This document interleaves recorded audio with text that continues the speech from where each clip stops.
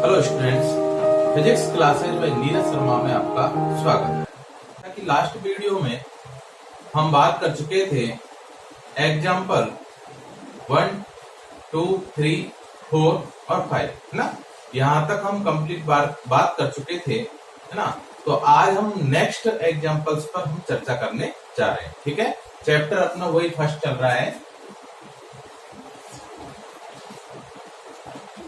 Chapter first है, नाम है चैप्टर का विद्युत क्षेत्र, और विद्युत क्षेत्र के पीछे के अंक के क्वेश्चन हम सॉल्व कर रहे हैं। ठीक है, हाँ जी। तो देखना नेक्स्ट जो क्वेश्चन है अपना, वो आप लोगों को खुद करना है। उस पर आधारित मैं क्वेश्चन आपको करा चुका हूं। तो क्वेश्चन नंबर 5, क्वेश्चन नंबर 6 और क्वेश्चन नंबर 7 ये आपको खुद करने हैं। क्वेश्चन नंबर, इन पर आधारित क्वेश्चन में करा चुका हूं 5, 6 व 7। ठीक है, खुद करने हैं, और नहीं होते हैं तो आप लोग सूचित करें। ठीक है सर, हाँ जी। 5, 6 और 7 आपको खुद करने हैं, क्योंकि इन पर आधारित मैं वीडियो बनाकर आपको दे चुका हूं। ठीक है, तो ध्यान से देखना भाई। क्वेश्चन नंबर 8 पर हम चर्चा करने जा रहे हैं। तो नेक्स्ट क्वेश्चन है अपना क्वेश्चन नंबर 8। ठीक, तो इस पर ध्यान से देखना क्या कह रहा है क्वेश्चन नंबर 8। क्वेश्चन नंबर 8 कह रहा है कि ए भुजा वाले समबाहु त्रिभुज एबीसी के शीर्षों पर 3 आवेश +2q -q -q को क्रमशः एबीसी पर चित्रानुसार, ये चित्र बना रखा है इसने, और चित्र के अनुसार रखा गया है। इस निकाय का विद्युत द्विध्रुव आघूर्ण ज्ञात करना है। देखो ये चित्र बना रखा है इसने, ये त्रिभुज है, और ये जो त्रिभुज है ये कैसा त्रिभुज है? समबाहु त्रिभुज है। कैसा त्रिभुज है भाई? समबाहु त्रिभुज है। समबाहु त्रिभुज, ये ए भुजा है, ये बी है, और ये सी शीर्ष है। ठीक है, प्रत्येक भुजा की लंबाई दे रखी है ए है, समबाहु त्रिभुज है। तो बताओ प्रत्येक कोण कितने डिग्री का होगा? 60 डिग्री का होगा। क्यों? समबाहु त्रिभुज है। ठीक है साहब। आगे क्या कह रहा है कि ए पर जो है वो +2q आवेश रखा हुआ है, यहाँ पर -q आवेश है, और यहाँ पर -q आवेश है। ठीक है, और क्वेश्चन में कह रहा है कि निकाय का द्विध्रुव आघूर्ण ज्ञात करो। द्विध्रुव आघूर्ण ज्ञात करो। ठीक है, और किसका? निकाय का। इस पूरे निकाय का द्विध्रुव आघूर्ण हमें क्या करना है? ज्ञात करना है। ठीक है, तो सबसे पहले तो हमें ये पता होना चाहिए कि द्विध्रुव आघूर्ण जो ज्ञात होता है वो किस पर होता है? द्विध्रुव पर होता है ना। और द्विध्रुव क्या होता है? द्विध्रुव दो समान, ठीक है, समान परिमाण -q +q। ठीक है, अगर ये मान चलो ये +2q है, तो ये -2q होना चाहिए। बात समझ में नहीं है ना। तो दोनों आवेश समान परिमाण के होने चाहिए और विपरीत प्रकृति के होने चाहिए। उसी कंडीशन में ये निकाय द्विध्रुव बन सकता है। ठीक है, ऐसा नहीं है कि साहब एक -q है और एक +2q है और ये निकाय क्या बन जाए? द्विध्रुव बन जाए। ये गलत होगा, ये द्विध्रुव नहीं कहला सकता। बात समझ में आई क्या? है ना। तो हमें क्या बनाना है? ऐसा निकाय बनाना है सबसे पहले, और यही निकाय द्विध्रुव कहलाता है। या फिर ऐसा निकाय हो तो वो क्या कहलाएगा? द्विध्रुव कहलाएगा। क्लियर है ना। तो चित्र को एक बार ध्यान से देखते हैं। तो चित्र में कुछ ना कुछ हमें दे रखा है, हमें कुछ नजर आ रहा है चित्र में। वो देखना क्या नजर आ रहा है कि ये देखो पहले तो यहाँ पर कितने द्विध्रुव हैं, है ना। तो देखो ये -q है और ये भी क्या है? -q है ना।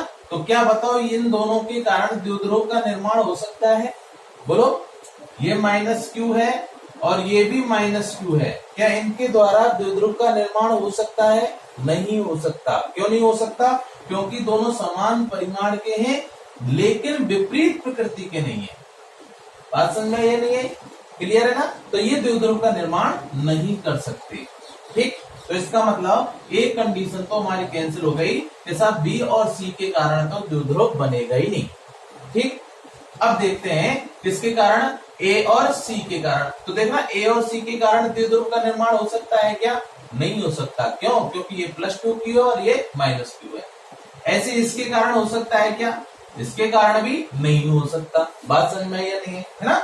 अच्छा, लेकिन एक चीज हमारे दिमाग में आ रही है कि साहब अगर मैं इसके साथ द्विध्रुव का निर्माण करता तो जो आवेश इसके साथ आता निकाय में वो आवेश इसके साथ नहीं आ सकता।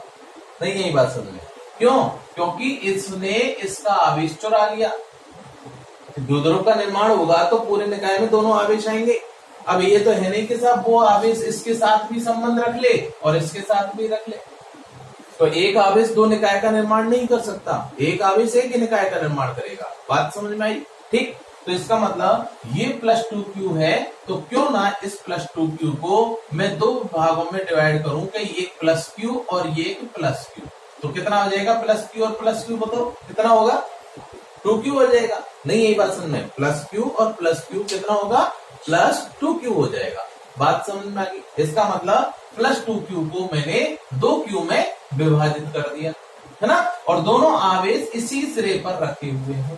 ठीक। अब मैं देखता हूं कि इस -q के साथ इस +q को ले लूं और इस -q के साथ इस +q को ले लूं तो मेरे को कोई समस्या नहीं आएगी। समझ में आया? अरे क्लियर है ना? तो देखना ध्यान से, ये A है। तो अब A पर देखते हैं कि साहब द्विध्रुव का निर्माण हो रहा है या नहीं हो रहा। तो इस -q और इस +q के कारण बताओ द्विध्रुव का निर्माण हो रहा है नहीं हो रहा? हो रहा है। इसके कारण हो रहा है या नहीं हो रहा? हो रहा है। ठीक है। इसकी दिशा किधर होगी बताओ? द्विध्रुव आघूर्ण की दिशा किधर होगी? बोलो किधर होती है? माइनस से प्लस की ओर, है ना? तो इसका मतलब इस माइनस से प्लस की ओर दिशा होगी। तो किधर होगी? ये लो साहब, मान लिया कितना है? P1 वेक्टर है। क्यों? सदिश राशि होती है द्विध्रुव आघूर्ण। ठीक है। और किससे व्यक्त करते हैं? P से व्यक्त करते हैं। अब इसके कारण बताओ किधर होगी? माइनस से प्लस, तो मतलब इधर जाएगा। मान लिया कितना है? P2 वेक्टर है। बोलो बात समझ में आई क्या? दोनों के मध्य कोण कितना है? 60 डिग्री।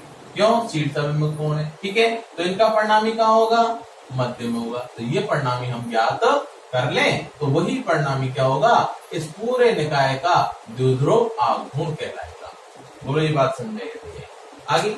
ठीक है। तो बस तो ये चीज हम यहाँ पर नोट कर देते हैं। तो देखना ध्यान से, क्योंकि चित्रानुसार माना B व A का द्विध्रुव आघूर्ण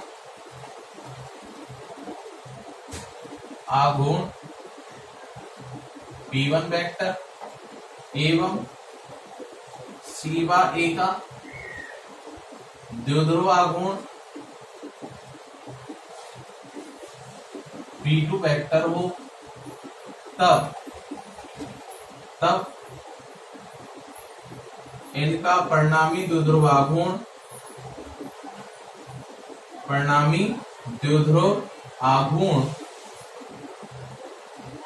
क्या होगा भाई बताओ? P वेक्टर बराबर P1 vector plus P2 vector. यही होता है ना? सदिश राशियों का हम क्या करते हैं? सभी का योग कर देते हैं ना, परिणामी आ जाता है। अब इसका परिमाण ज्ञात करते हैं, या P वेक्टर का मॉड, ठीक है, क्या होगा? बराबर √P1 square plus P2 square plus 2P1 P2 cos theta. बोलो क्लियर है? और चूंकि यहाँ थीटा कितना है बताओ? क्योंकि चित्र से समबाहु त्रिभुज है तो थीटा बराबर कितना? 60 डिग्री। ठीक। मान रख देते हैं, कितना आएगा? P वेक्टर बराबर √P1 square plus P2 square plus 2P1 P2 cos 60 degree. ठीक है। और cos 60 का मान कितना होता है?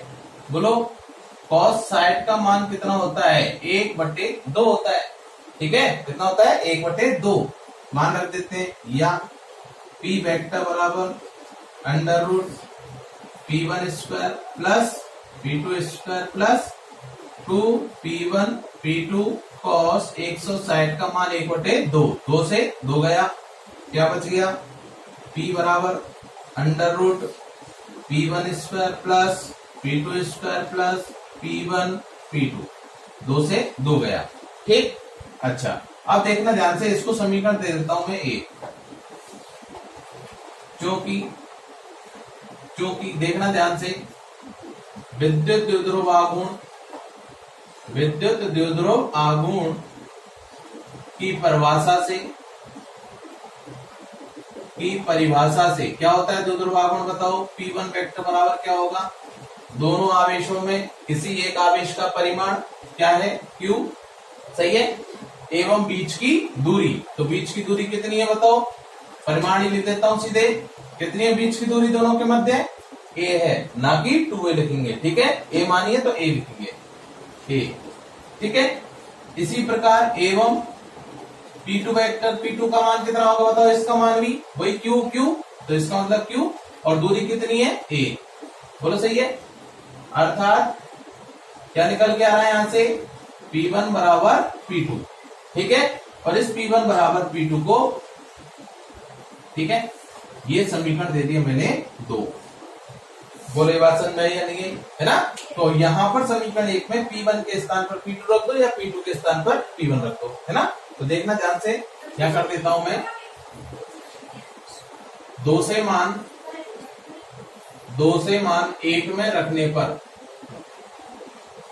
क्या आएगा बताओ, P बराबर under root P1 square plus P2 के स्थान पर P1 रख दिया, प्लस P1 इंटू P1 कितना हो जाएगा, वही P1 स्क्वायर, तो यह आ जाएगा यहां से 3P1 स्क्वायर का अंडर रूट, या P बराबर आ जाएगा अंडर रूट 3P1, ठीक है। P1 का मान रखना चाहो तो यहां से रख देना, ये समीकरण ही क्या है, इसका आंसर है। तो निकाय का जो द्विध्रुव आघूर्ण आया वो कितना आया, अंडर रूट 3P1, ठीक है।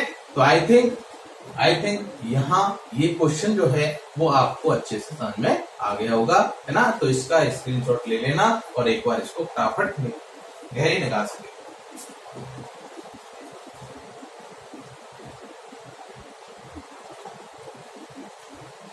हमें ले लिया, मिटा दूं, चलो ठीक है।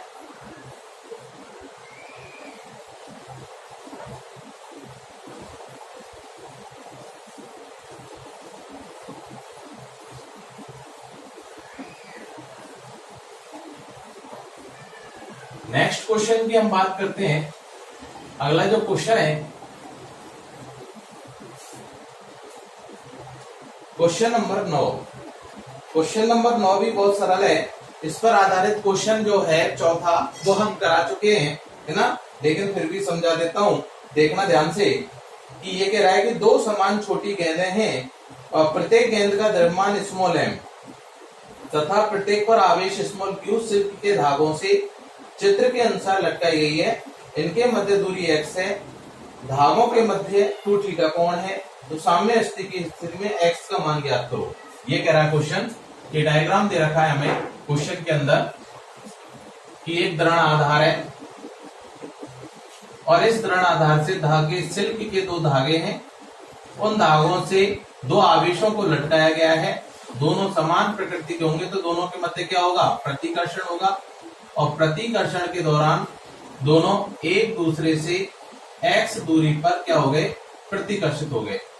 नहीं, यही बात समझ में, ठीक है। x दूरी पर क्या हो गए, प्रतिकर्षित हो गए। इसका द्रव्यमान m, इसका द्रव्यमान m, इस पर आवेश q, इस पर भी आवेश q।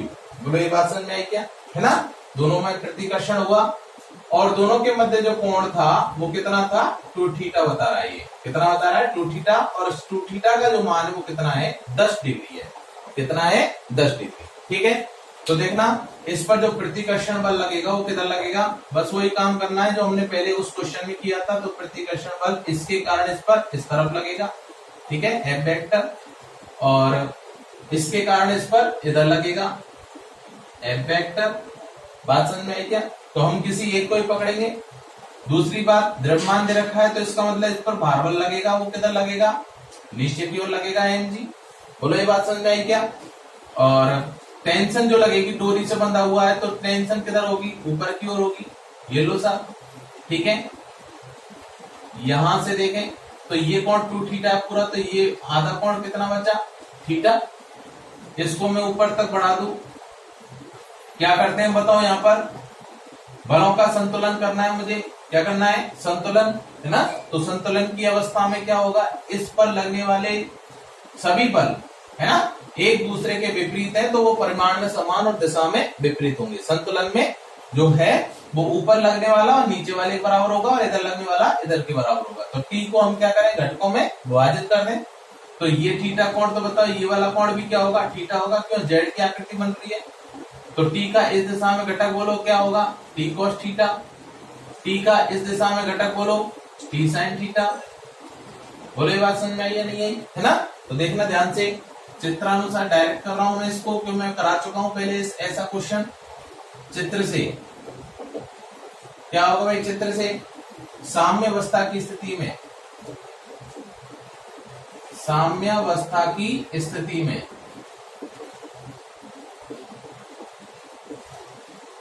हाँ भाई, साम्यावस्था की स्थिति में क्या होगा, टी कॉस थीटा बराबर होगा mg के, और टी साइन थीटा बराबर होगा बोलो एफ के, है ना।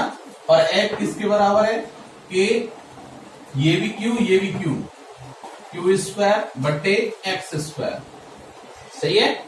अरे ये तो होगा के Q1 Q2 बटे आर स्क्वायर, दोनों के बीच की दूरी एक्स है, ठीक।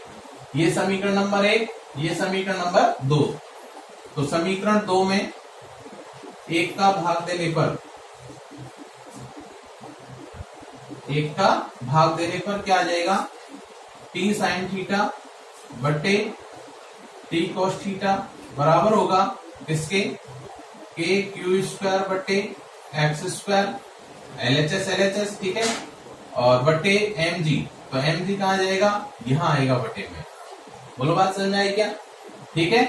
हाँ जी, तो t से t गया तो यहां से क्या बच गया, ये tan थीटा, और tan थीटा बराबर क्या होगा, के क्यू स्क्वायर बटे एक्स स्क्वायर इंटू mg।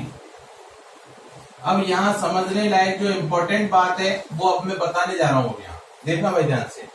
तो देखो गौर से, इस रेखा को मैं नीचे तक बढ़ाऊं तो देखो ये कैसा त्रिभुज बन रहा है, समकोण त्रिभुज बन रहा है, बात समझ में आई क्या। और ये क्या होगा, मध्य बिंदु होगा इस रेखा का।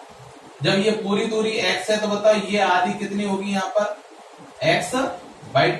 अरे आधी तो होगी, क्लियर है ना। अच्छा, ये आधी दूरी हो गई। अब मुझे चाहिए किसका मान देखना है, यहाँ पर tan थीटा का मान चाहिए, कि अगर मेरे पास tan थीटा आ जाता है तो मैं उसको बराबर करके इसका मान निकाल लूंगा, है ना। ऐसे ही मैंने वहां किया था, वहां दो माध्यम थे अलग अलग, लेकिन यहाँ माध्यम एक ही है, ध्यान रखना। यहाँ माध्यम दो अलग अलग नहीं, दो तुलना कर रहे हैं। यहाँ हमने इस क्रिया से tan थीटा निकाल लिया, अब इस त्रिभुज से tan थीटा निकालते हैं।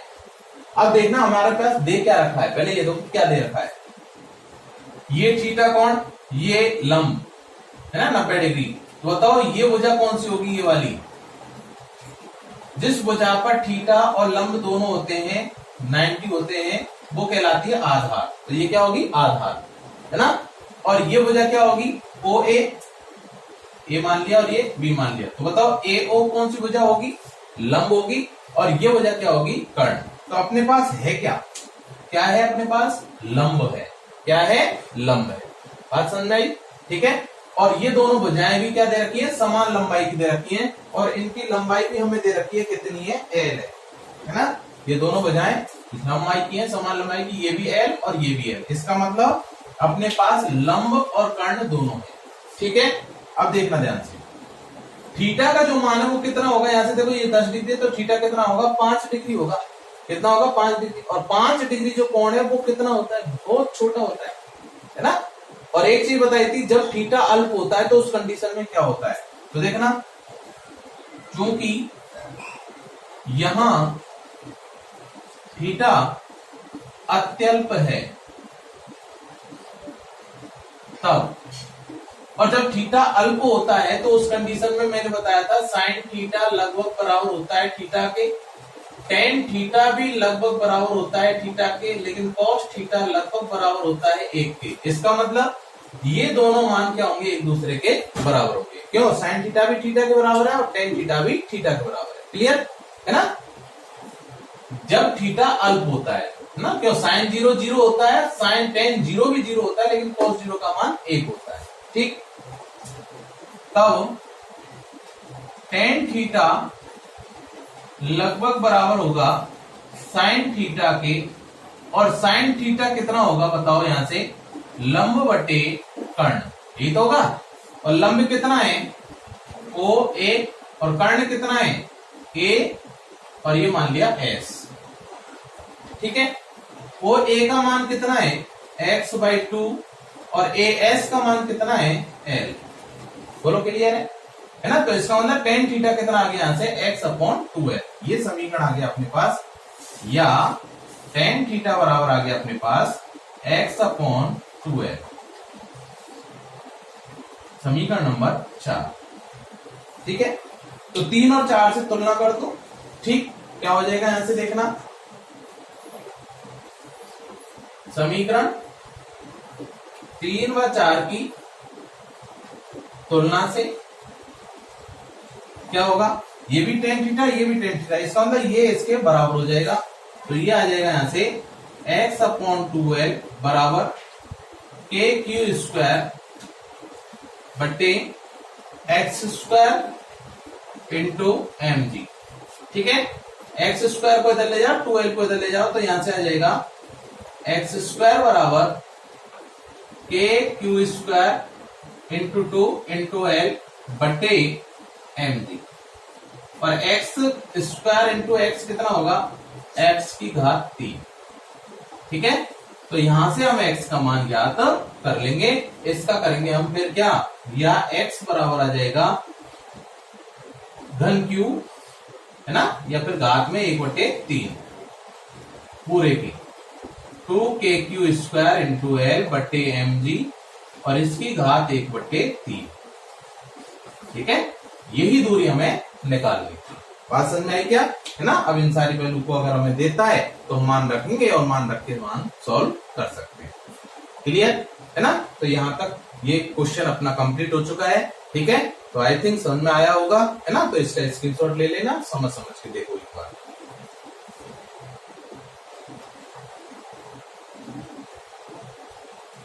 हाँ जी, अच्छे से समझ में आया होगा।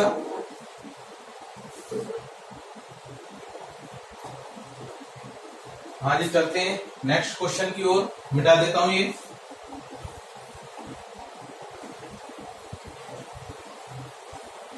कोई भी समस्या आ रही हो, है ना, तो बता देना भाई दोबारा।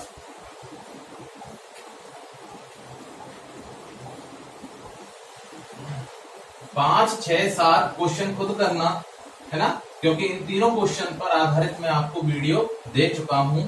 ठीक है, हाँ, क्वेश्चन है, इंपॉर्टेंट है, देखना ध्यान से। ये कह रहा है क्वेश्चन नंबर 10 कि किसी निकाय में दो आवेश हैं। लिख देता हूं, यहां पर दिया है Q1 बराबर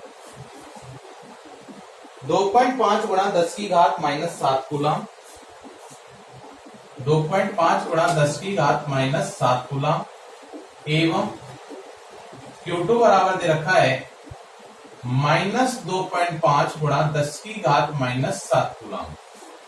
ठीक है, दो आवेश हैं। आगे क्या कह रहा है कि क्रमशः दो बिंदु A और B पर स्थित हैं, है ना। तो क्रमशः ये जो आवेश है वो A बिंदु पर है, और ये आवेश है B बिंदु पर, और इस A बिंदु के निर्देशांक दे रखे हैं 0,0,15 सेंटीमीटर में, और इसके निर्देशांक दे रखे हैं 0,0 -15 सेंटीमीटर। ठीक है, ये निर्देश बिंदु दे रखे हैं, निर्देशांक दे रखे हैं A बिंदु के, और ये दे रखे हैं B बिंदु के निर्देशांक। ठीक है, A बिंदु पर तो ये आवेश है, और B बिंदु पर ये आवेश है। ठीक, आगे क्या कह रहा है सुनना। निकाय का विद्युत द्विध्रुव आघूर्ण ज्ञात करो। तो सिंपल सी बात है कि Q1 और Q2 है, और दोनों समान परिमाण के, देखो 2.5 गुणा 10 की घात माइनस 7, 2.5 गुणा 10 की घात माइनस 7, दोनों समान परिमाण के हो गए, है ना। और विपरीत प्रकृति, ये प्लस का है ये माइनस का, ठीक है। तो इसका मतलब ये क्या होगा, एक द्विध्रुव होगा, ठीक है। तो क्या पूछ रहा है क्वेश्चन में, निकाय का विद्युत द्विध्रुव आघूर्ण पी वेक्टर ज्ञात करें, ठीक है। तो पहले तो डायग्राम बनाओ, पहले ये देखो कि ये कौन सी अक्ष होगी भाई, 0 0 15 किस अक्ष पर दे रखा है मान, कैसे लिखते हैं निर्देशांक, कैसे लिखते हैं निर्देशांक, x, y, z, ऐसे तो लिखते हैं, है ना। तो इसका मतलब z के निर्देशांक z अक्ष पर होंगे ये बिंदु। तो इसका मतलब अगर हम निर्देश तंत्र बनाए, त्रिविमीय निर्देश तंत्र, तो त्रिविमीय निर्देश तंत्र ऐसा होगा, बोलो बात समझ में आई क्या, बोलो, है ना। और ये वजह मान ली मैंने x है, ये वजह मैंने मान ली y है, तो ये क्या होगी, z होगी। कोई सी भी मान सकते हैं, ऐसा नहीं है कि साहब यही y माने यही z माने, ऐसा कुछ नहीं है ना, कोई सी भी मान सकते हो। इसको मैं आगे तक नीचे तक बढ़ाऊं तो ये कौन सी वजह होगी, माइनस z होगी, कौन सी होगी, माइनस z। तो 0 से नीचे तो माइनस में और 0 से ऊपर प्लस में, ऐसे ये होगी प्लस में, इधर होगी माइनस में, ये होगी प्लस में, इधर होगी माइनस, ठीक है। हमें तो मतलब किससे है, z से, किससे, z से। तो इस बिंदु, मूल बिंदु के निर्देशांक जो होते हैं वो क्या होते हैं, 0, 0, 0, ठीक है सर। तो ये प्लस है ऊपर, नीचे क्या है, माइनस में मान है ना। हमें क्या चाहिए, केवल z वाली अक्ष चाहिए। तो z वाली अक्ष पर देखें कि ए बिंदु कहाँ है, प्लस 15 पर है, तो इसका मतलब 0 से ऊपर चलेगा, और ये क्या हो गया, 15 हो गया, नहीं ये बात समझ में है ना। तो इसका मतलब यहां से लेके यहां तक की जो दूरी है वो कितनी है, 15 सेंटीमीटर है। कितनी दूरी है भाई, 15 सेंटीमीटर। और ये पॉइंट हो गया ए, और इसके निर्देशांक है 0, 0, 15, क्लियर है ना। और इस पर जो आवेश है वो कैसा आवेश है, प्लस क्यू आवेश स्थित है, ये प्लस क्यू, ठीक है, Q1 जिसको हम कह रहे हैं, ठीक है सर। ये प्लस क्यू आवेश है, लिख देता हूं यहाँ प्लस क्यू, और ये हो गया माइनस, ठीक। अब बताओ बी बिंदु जो है वो -15 पर है, तो -15 0 से नीचे होगा, तो इसका मतलब ये वाला हो गया पॉइंट। तो ये दूरी कितनी होगी, तो दूरी तो हमेशा पॉजिटिव ही होती है, विस्थापन नेगेटिव होता है। तो ये कितना मान हो गया नीचे, 15 सेंटीमीटर हो गया, ठीक है। पॉइंट हो गया बी, निर्देशांक हो गए 0, 0, -15, और आवेश हो गया -q। बोलो ये बात समझ में आई क्या, अरे आगे समझ में अच्छे से, कुछ नहीं है क्वेश्चन में, हो गया सॉल्व, बस इतना ही है। तो देखो प्लस क्यू और माइनस क्यू बन गया, द्विध्रुव बन गया। तो क्या होता है द्विध्रुव आघूर्ण, तो देखना, क्योंकि चित्र से ए व बी के मध्य की दूरी, मध्य कुल दूरी, बताओ क्या होगी कुल दूरी, बताओ 15 सेंटीमीटर ये रहा, 15 सेंटीमीटर ये रहा, तो कितना हो जाएगा मान, बताओ टोटल मान कितना हो जाएगा, 30 सेंटीमीटर। बोलो ये बात समझ में आई क्या, है ना। तो इस सेंटीमीटर को किस में चेंज करेंगे, पहले मीटर में, तो 30 गुणा 10 की घात -2 मीटर, ये दूरी है साहब दोनों आवेशों के बीच की, क्लियर। हाँ जी, तो बस तो करना। आते हैं निकाय का विद्युत द्विध्रुव आघूर्ण, विद्युत द्विध्रुव आघूर्ण क्या होगा बताओ, पी वेक्टर बराबर होगा Q इंटू 2a मानते थे हम दोनों के बीच की दूरी, ऐसी तो मानते थे, है ना। तो या P हटा दो, वेक्टर हटा दो, P बराबर आ जाएगा, Q कितना है बताओ यहां से, बोलो ये रहा 2.5 गुणा 10 की घात -7 इंटू 2a का मान कितना है, ये रहा 30 गुणा 10 की घात -2, ठीक है। तो कितना आ जाएगा यहां से, P बराबर आ जाएगा 2.5 का गुणा 30 से करो, तो 3 पंजे 15 और 3 दूनी 6 और 1 7, 75, 25 75 होता है, और 0 से पॉइंट हट जाएगा तो 75 ही बचेगा केवल, इंटू 10 की घात हो गया -9, कितना हो गया 10 की घात -9, है ना। मुझे यहाँ पर देखो सार्थक अंकों में लिखना है, तो एक अंक पहले दशमलव लगाना है, तो 7.5 लिखना है इसको। तो जब इसको 7.5 लिखूंगा तो इसका मतलब मैंने इसमें 10 का ऊपर और 10 का नीचे गुणा किया है, ठीक है, तो ऊपर वाले गुणा इसमें कर देते हैं और नीचे वाले का इसमें भाग लगा दूंगा, 7.5 हो जाएगा। इसका मतलब यहाँ घात घटेगी या बढ़ेगी? घटेगी। तो कितना आ जाएगा? -8 आ जाएगा। बात समझ आई क्या? तो आंसर आ गया अपने पास 7.5 गुणा 10⁻⁻8 और मात्रक हो जाएगा कूलम इंटू मीटर। ठीक है, बहुत सिंपल क्वेश्चन है, बस क्वेश्चन की भाषा समझनी हमें और कुछ नहीं करना। क्लियर है ना? तो अच्छे से देखो इसको ध्यान से और इसका स्क्रीनशॉट लो।